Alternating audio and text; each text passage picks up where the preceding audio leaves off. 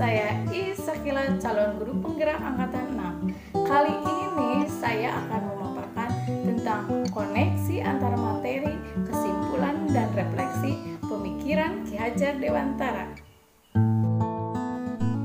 Koneksi antar materi akan terlihat dari alur pendidikan guru penggerak merdeka, mulai dari diri, eksplorasi pemahaman, ruang kolaborasi. Selanjutnya adalah demonstrasi kontekstual, elaborasi pemahaman, koneksi antara materi, dan yang terakhir adalah aksi nyata. Semua materi terkoneksi dalam pemahaman pemikiran pendidikan Ki Hajar Dewantara. Kesimpulannya bahwa pemikiran Ki Hajar Dewantara tentang pendidikan adalah menuntun perilaku murid, berpihak kepada murid, selaras dengan kodrat alam dan kodrat zaman, menanamkan budi pekerti, filosofi petani, dan bukan tabula rasa. Menuntun perilaku murid sesuai pemikiran Ki Hajar Dewantara bahwa pendidikan adalah memberi tuntunan terhadap segala kekuatan kodrat yang dimiliki anak agar ia mampu mencapai keselamatan dan kebahagiaan yang setinggi-tingginya baik sebagai seorang manusia maupun sebagai anggota masyarakat. Dalam pembelajarannya kita bisa menanamkan nilai-nilai sikap religius seperti membaca surat-surat pendek Al-Quran. Pemikiran Ki Hajar Dewantara berikutnya adalah berpihak kepada murid. Menghamba pada anak, pokok pendidikan harus terletak di dalam pangkuan ibu bapa, karena hanya dua orang inilah yang dapat menghamba pada sang anak dengan semurni-murninya dan seikhlas-ikhlasnya. Sebab cinta kasihnya kepada anak-anaknya boleh dibilang cinta kasih tak terbatas. Di sekolah yang menjadi orang tua adalah pendidik, berupaya untuk melaksanakan pembelajaran yang menyenangkan dengan menerapkan metode permainan. Dasar pendidikan anak berhubungan dengan kodrat alam dan kodrat zaman. Kodrat alam berkaitan dengan sifat dan bentuk lingkungan di mana anak berada, sedangkan kodrat zaman berkaitan dengan isi dan irama. Dalam penerapan pembelajaran, kita bisa menciptakan suasana belajar yang menyenangkan dan menciptakan rasa aman dan nyaman, juga bisa menggunakan teknologi. Pemikiran Ki Hajar Dewantara selanjutnya adalah menanamkan budi pekerti. Budi pekerti, watak, karakter adalah bersatunya perpaduan harmonis antara gerak pikiran, perasaan, dan kemauan sehingga menimbulkan tenaga atau semangat. Dalam penerapan pembelajaran, kita bisa menggali bakat siswa, seperti murid saya yang bisa membuat tulisan yang bagus.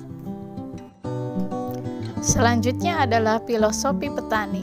Peran pendidik diibaratkan seperti seorang petani atau tukang kebun.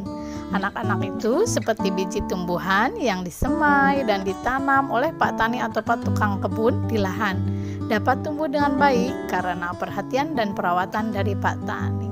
Begitu pula dalam pembelajaran, kita sebagai pendidik harus membimbing siswa sepenuh hati, dengan suci hati, ikhlas tanpa pamrih. Pemikiran Ki Hajar Dewantara yang terakhir adalah bukan tabula rasa, menebalkan laku anak dengan kekuatan konteks diri anak dan sosiokultural, di mana dalam pembelajarannya kita mengembangkan minat bakat siswa yang disesuaikan dengan nilai-nilai luhur yang ada di sekeliling siswa. Dan dalam pembelajaran saya menerapkan tutor sebaya. Refleksi dari pertanyaan apa yang Anda percaya tentang murid dan pembelajaran di kelas sebelum Anda mempelajari cara modul 1.1, yaitu 1. Di awal masuk sekolah saya yakini siswa belum memiliki pengetahuan apapun seperti kertas kosong yang belum ditulisi. Yang kedua, saya meyakini dengan menerapkan disiplin yang ketat, proses belajar dapat diterima siswa. Ternyata tidak. Yang ketiga, saya meyakini juga bahwa siswa harus mencapai nilai yang baik tanpa memperhatikan perkembangan karakter siswa. Yang keempat, pembelajaran lebih berpusat pada guru. Refleksi dari pertanyaan, apa yang berubah dari pemikiran atau perilaku Anda setelah mempelajari modul 1.1? Yang pertama, saya memandang murid sebagai kertas yang sudah memiliki pengetahuan yang harus ditebalkan pendidik dengan mengevaluasi pengetahuan awal murid. Yang kedua, dengan memerdekakan murid dalam belajar dan menerapkan pembelajaran yang berpihak pada murid. Yang ketiga, penanaman karakter menyertai pengetahuan dan keterampilan siswa. Yang keempat, dengan melakukan pembelajaran yang berhamba pada anak, memusatkan pembelajaran pada siswa. Refleksi dari pertanyaan, apa yang dapat segera Anda terapkan lebih baik agar kelas Anda mencerminkan pemikiran Ki Hajar Dewantara? Yang pertama, kenali latar belakang, potensi, minat, dan bakat murid. Yang kedua, menerapkan merdeka belajar untuk mencapai pembelajaran profil pelajar Pancasila. Yang ketiga, menerapkan budaya sekolah untuk menanamkan karakter sesuai pemikiran Ki Hajar Dewantara. Dan yang keempat, menerapkan pembelajaran berpusat pada murid. Itu saja yang bisa saya paparkan. Semoga bermanfaat. Assalamualaikum warahmatullahi wabarakatuh. Salam bahagia, salam sehat selalu.